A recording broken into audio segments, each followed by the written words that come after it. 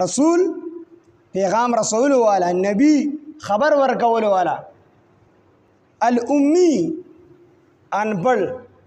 دی امی ته امی ځکه وایي چې دا د ام نه ماخذ دی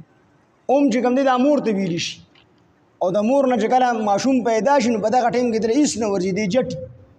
نو د دې وجې نه نبي علیه السلام ته امي ووي خو دا امي لفظ دا د عامو خلکو دپاره غیب دی امي صفت او سړی وایي دا سړی جټ دی دا غیب دی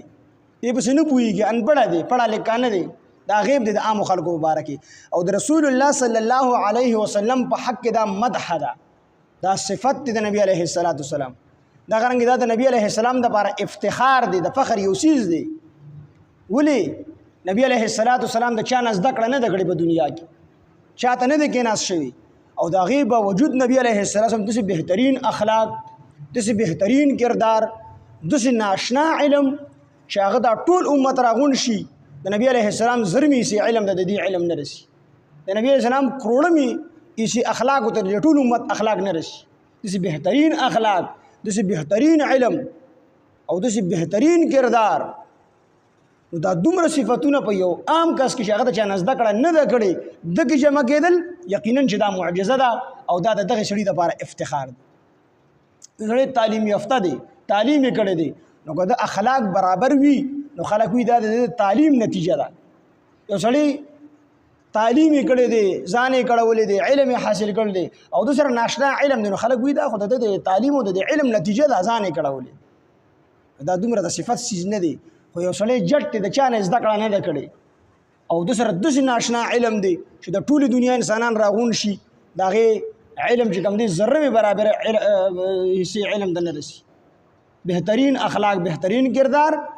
نو دا د نبی علیه السلام دپاره افتخار دی او دا فخر دی او دا د نبی علیه السلام معجزه ده پیغمبر اسلام د چا نه زده کړه نه ده کړې او بیا داسې ناشنا کلام په هغه باندې نازل چې د ټولې دنیا کې چې کوم دی فصاحت او بلاغت دا په عربو کې عربو په شان په بل چا کې نشته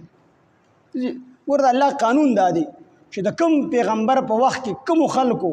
په کوم څیز کې مهارت وي هغه شان معجزه الله ورکړي لکه د موسی علیه السلام په دور کې د جادو ډېر رواج و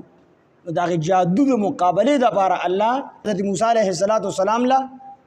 د امسا هغه معجزه ورکړه چې هغې نه به اژدها جوړېدله او د ټولې دنیا د جادوګر مقابله یې وکړله دغه شان د شعر او شاعرۍ د فصاحت او د بلاغت دور په عربو کې فصیح او بلیغ لوی لوی شاعران وپکې الله ولې د قرآن غوندې معجزه ورکړه نور بې شمېرې معجزې نبي علیه السلام له الله ورکړي دي خو د قرآن داسې معجزه ده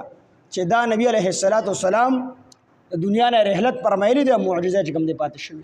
د نبی علیه السلام صفات دا په تورات انجیل زبور ټولو کتابونو کې د نبی علیه السلام صفات ذکر